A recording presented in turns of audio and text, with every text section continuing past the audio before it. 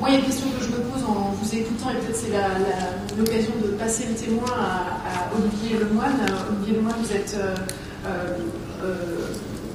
représentant, vous êtes chef de service écologie de diversité chez Elan France, mais m'avez-vous dit, ce n'est pas en tant que chef de service chez Elan que vous intervenez aujourd'hui, mais en tant qu'écologue et représentant du CIBI, donc Conseil international biodiversité et immobilier.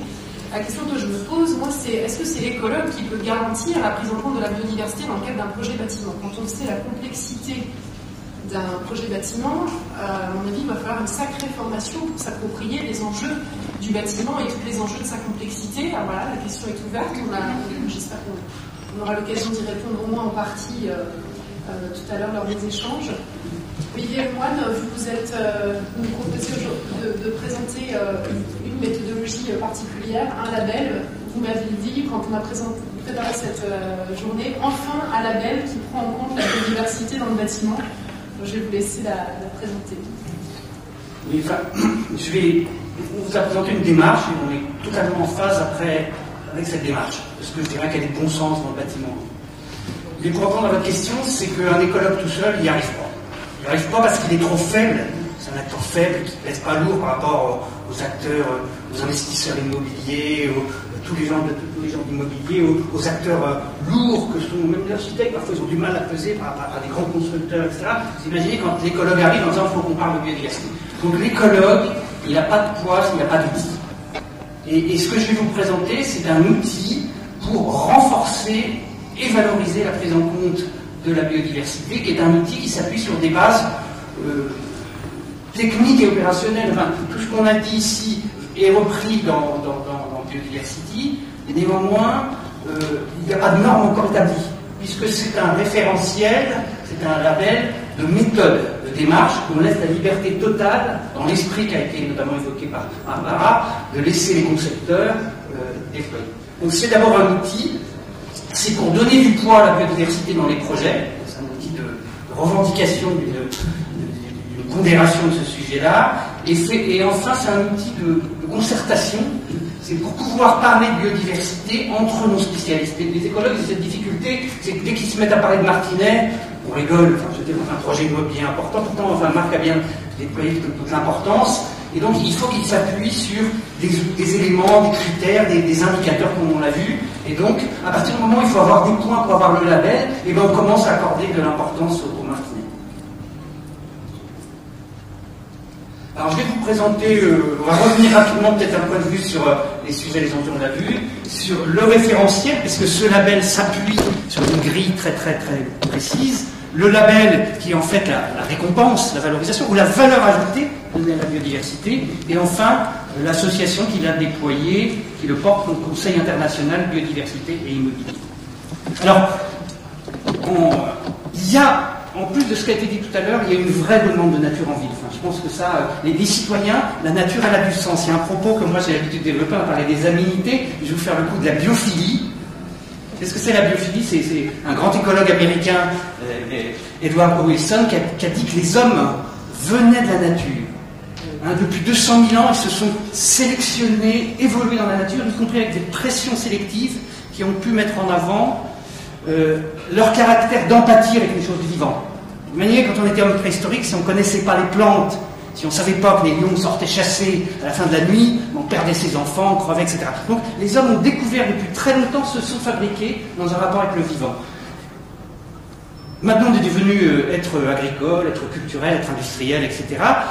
Cette théorie dit qu'il y a encore quelque chose qui peut-être ressortirait chez les urbains qui ont de moins en moins de nature, etc. Alors, il y a des théories. J'étais avant-hier un colloque avec des psychologues qui dit que c'est le débat sur l'inné et l'acquis. Est-ce que la biophilie, enfin, c'est débattu. Mais il y a quand même quelque chose de très profond, de sociologique, de physique, dans les besoins de l'homme avec la nature. Et ça, nos concitoyens, les clients immobiliers, les partenaires, les électeurs, ils ont bien compris ça. Donc, il y a vraiment une demande de nature en ville. En revanche, et ça aussi on peut le reconnaître, il n'y a pas de culture biologiste. Moi je travaille beaucoup avec des ingénieurs, des centraliens, des grands gens du bâtiment. La dernière fois qu'ils ont fait des sciences naturelles, c'était en 5e, et puis encore ils se foutaient un peu, quoi.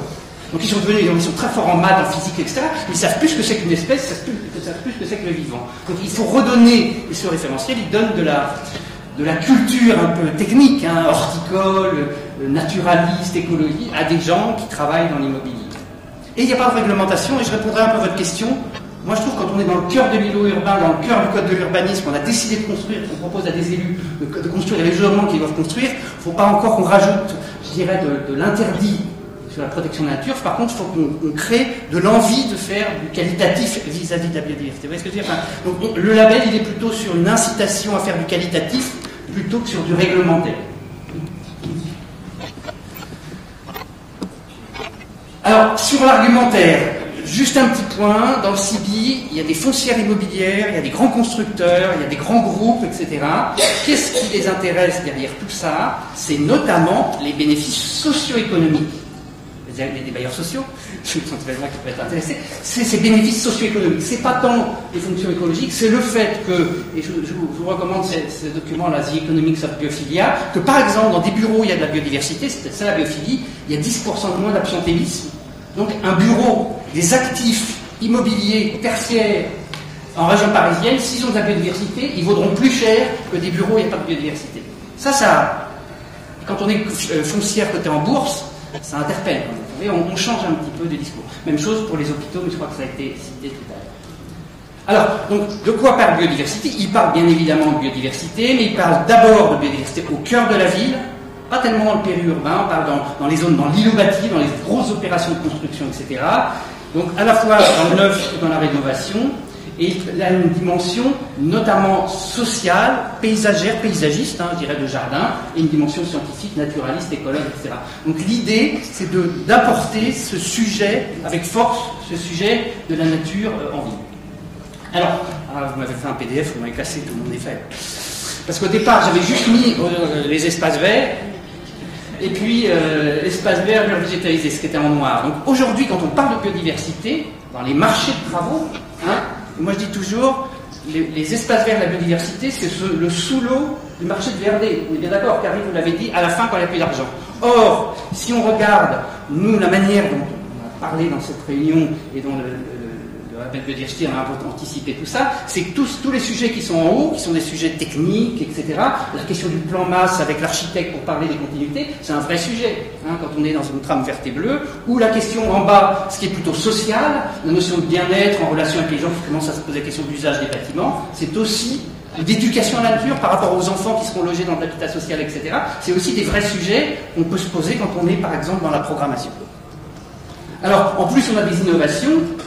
C'est-à-dire que quand on parlait un peu des terrasses et des murs aujourd'hui, je vais juste prendre l'exemple des petits nichoirs. C'est une architecte à Barcelone, sur une place, qui a fait une œuvre d'art avec des nichoirs à martinet.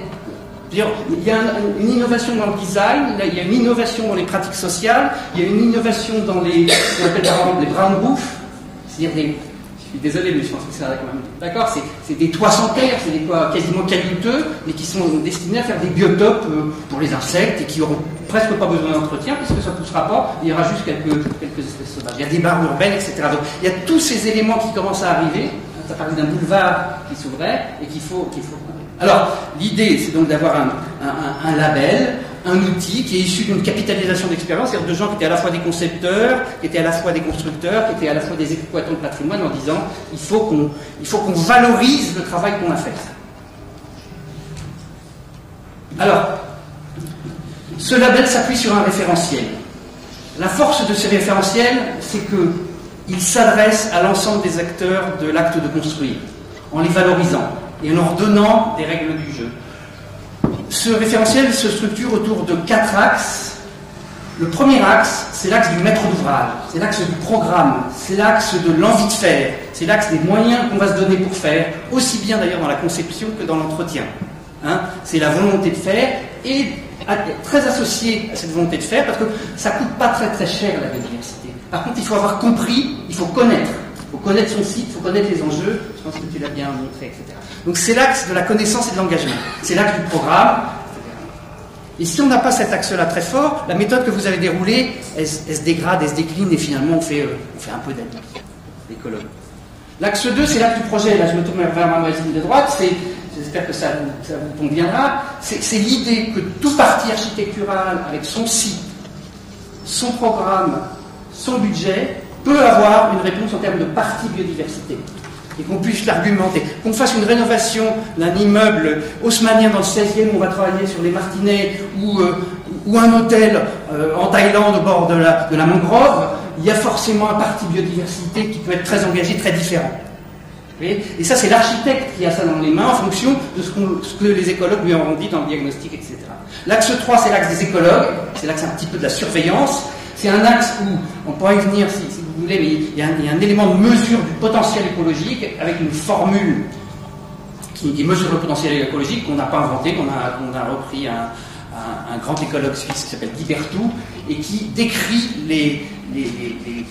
qui mesure les facteurs et pour évaluer la valeur écosystémique d'un bâtiment. Plus on aura un potentiel écologique fort, plus on aura d'insectes, de plantes, plus le bâtiment jouera son rôle d'écosystème. C'est pas son seul but en vie, mais ça peut être un but important quand on parle de biodiversité. Et enfin, l'axe 4, je crois qu'on l'a dit, et me semble-t-il, c'est vraiment ça l'élément nouveau qu'on voit apparaître avec la biodiversité dans la construction, c'est qu'on parle bien des aménités, on parle du rapport homme-nature, on parle d'architecture biophilique, on parle de la relation entre l'intérieur et l'extérieur, c'est exactement ce que vous avez dit tout à l'heure. Il faut penser des bâtiments qui sont pour le bien-être des usagers et leur offrir un petit peu de nature. Alors, juste pour comprendre un petit peu, sur chaque axe, vous avez des préoccupations, c'est des grands classeurs dans lesquels on regroupe les objectifs, et pour chaque objectif, vous avez un certain nombre d'actions qui sont pré-identifiées, et chaque action, en fonction du niveau d'engagement dans l'action, on a une notation, une cotation qui va de 0, où c'est action nulle, à 3, c'est action excellente. Et on fait un calcul, comme moyenne pondérée, comme cette actualité, les notes du bac, et puis en fonction de ça, eh bien, on a un résultat sous forme d'une étiquette biodiversité qui montre qu'il y a une certaine souplesse. Il n'y a pas une norme absolue dans un bâtiment, il y a une certaine souplesse qui fait que dans un cas particulier, ici on peut avoir par exemple, si on prend l'exemple de l'étiquette, sur l'axe A, qui est l'axe de l'engagement, vous avez un maître d'ouvrage qui n'était pas très volontaire.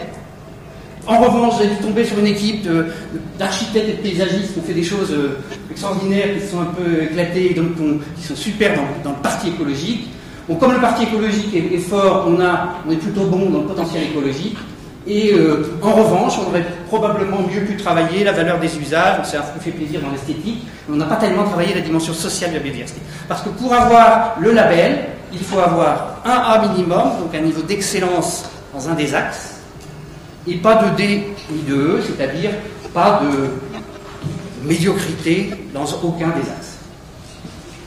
Alors, l'intérêt de ce référentiel qui s'appuie d'ailleurs sur un petit logiciel, enfin assez facile à utiliser, mais qui est Excel, de calcul, etc., c'est que l'évaluateur écologue, quand il accompagne son projet, à tout moment, il peut calculer son étiquette et il a sa valeur. Vous voyez ici, là, vous avez l'exemple, c'est les vieilles étiquettes un peu automatiques qu'il y a d'avant, enfin dans le logiciel, mais quand vous arrivez par rapport au stade de l'esquisse, vous avez D, C, D, B. Et vous vous dites, toutes les actions qu'il va falloir travailler, par exemple, pour atteindre le niveau qui a été optimisé sur ce projet-là, qui était A. Vous pouvez aussi comparer des projets entre eux, et là j'ajouterais par rapport à ce qu'a dit mon voisin, qu'en tant qu'écologue, moi j'ai appris à Normal Sup, j'ai fait de l'écologie, qu'en écologie, la reine des méthodes, c'est la méthode comparative. On ne peut jamais en écologie, dans l'absolu, donner une mesure. On ne peut que comparer dans le temps ou dans l'espace deux éléments si on les juge de manière différente. C'est ce que fait ce label, qui est un label d'écologue. Il donne des méthodes comparatives pour comparer des projets dans le temps ou dans différents projets entre eux, mais il n'a pas de prétention de donner une valeur à l'écologie. On pourra en reparler, parce que l'indicateur biologie, il est très difficile en fait à trouver. Alors ce qui est intéressant, c'est que, bon, là on reprend l'idée de se parler entre acteurs, c'est qu'en permanence dans le projet, l'écologue a comme outil les sujets et les grilles qu'il doit traiter, sans avoir de solution préétablie. Il faut s'être posé la question de la collision des oiseaux sur les vitres. On revoit comment se l'est posé, on a une note, mais on ne répond pas à c'est quoi la bonne solution pour éviter les collisions des oiseaux sur les vitres. Moi je ne sais pas aujourd'hui, etc. Donc il a par exemple ces grilles, il a des outils de mesure et de notation, et en permanence, ça c'est le niveau des préoccupations. Allez, le petit schéma il est intéressant parce que pour chaque axe, à chaque niveau du projet, vous pouvez dire allez, sur tel objectif on est bon, sur tel objectif on n'est pas bon. Donc il donne un outil de travail avec l'équipe projet, à l'architecte, etc. pour dire attendez, là on n'a pas de A, il va falloir qu'on fasse un effort sur un des axes parce que sinon on n'a pas le label. C'est le principe de toute la réalisation, hein, quand les gens confondent dans parce que Alors le principe, c'est un maître d'ouvrage est intéressé par une démarche écologique, il s'entoure d'un spécialiste accrédité. Alors, on ne dit pas écologue parce qu'on peut imaginer que certains paysagistes, voire certains architectes à forte orientation paysagiste, par exemple, peuvent avoir la compétence pour accompagner. Donc il faut que ça soit un spécialiste qui est accrédité néanmoins par le CIBI, on en reparlera tout à l'heure, un sachant qui, avec cette grille, va évaluer, accompagner le projet jusqu'à son terme, c'est-à-dire jusqu'au moment où il estime qu'on a optimisé les points, et à ce moment-là, il dépose le dossier de labellisation qui est vérifié, ça c'est très important, vérifié par un auditeur. On est en train de partir sur Deloitte, on parle aussi de Cercal pour les logements, etc. Enfin, il y a plein de gens qui sont intéressés là-dessus. C'est-à-dire qu'on va vraiment un auditeur dont le travail sera de vérifier que la grille est parfaitement respectée. Il ne juge pas tellement la qualité scientifique de l'écologue, mais il juge si sa notation est honnête, sincère et véritable. Donc il contrôle, et si, une fois que c'est validé, le CIBI propose le label biodiversité. Nous, on pense qu'on en avance un peu sur les Américains, donc on a l'ambition, ça je pense que autant ça marche assez bien en France, et ça se développe vraiment, ça intéresse beaucoup de gens, autant on a peut-être besoin un peu d'aide, je ne sais pas qui, pour pouvoir le déployer à l'international, mais imaginez si la France lançait son label Biodiversity, on va peut-être se battre un peu. L'objet, il a donc été créé une association pour porter ce label. Je si vous avez l'histoire un petit peu de ses origines, mais il a été créé en octobre l'année dernière, après un an de discussion, une association qui s'appelle le Conseil international biodiversité immobilier, dont l'objet, vous l'avez ici, il est complètement dans c'est des acteurs de l'immobilier dont l'objectif est de promouvoir la biodiversité urbaine dans le secteur de la construction et de l'immobilier. Donc on est bien dans le sujet d'aujourd'hui, c'est de promouvoir par le biais du label les meilleures pratiques. Il y a effectivement une valorisation des projets qui ont incontestables qui ont fait cette démarche, et ceci, je crois que c'est très important, vous l'avez vu là sur l'axe 4, dans le but de mettre en avant la qualité d'usage des bâtiments en lien avec la présence de nature, etc. Et enfin, pour votre information, cette association se structure, vous avez d'ailleurs en bleu, je ne vais peut-être pas les développer, mais vous avez les fondateurs, les 7 fondateurs qui sont réunis en octobre pour fonder. Aujourd'hui, on a une vingtaine d'adhérents, c'est ouvert à tous. Tous ceux qui sont ici sont les bienvenus, individuels, etc. Et c'est organisé, l'idée aussi, c'était d'organiser derrière l'IBI les grands, je dirais, acteurs qui font l'immobilier, notamment en France, etc. Donc aménageurs, promoteurs, constructeurs, avec Bouygues qui représente cette construction, les associations, la LPO, on a aussi Noé Conservation qui vient de nous rejoindre, parce qu'on veut aussi qu'il y ait une crédibilité d'association, les collectivités, c'était au moment des municipales, on n'a pas trop travaillé les acteurs locaux, mais bon, on a la Caisse des dépôts qui fait un peu cette interface, GESINA, une grande foncière qui est pour les bailleurs, et puis pas mal de structures d'ingénierie, d'architecture, mais aussi, et ça je veux dire, d'entreprises qui ont intérêt à faire développer cette filière. Je pense à Jardin de Galie. Si on développe ce label, le lot espace vert passe d'un sous-lot déqualifié où on sème le gazon le moins cher possible, les 3 plantes qu'on a trouvées qui restaient, etc., parce qu'on n'est pas cher payé, à une véritable émergence d'un métier, du design de verre, du paysage urbain, etc., qui a une vraie valeur ajoutée, à la fois artistique, horticole, etc. C'est pour ça qu'on espère aussi avoir la filière verte, des dynamiques comme Valor, etc., qui soutiennent aussi cette démarche. Je vous remercie. Merci.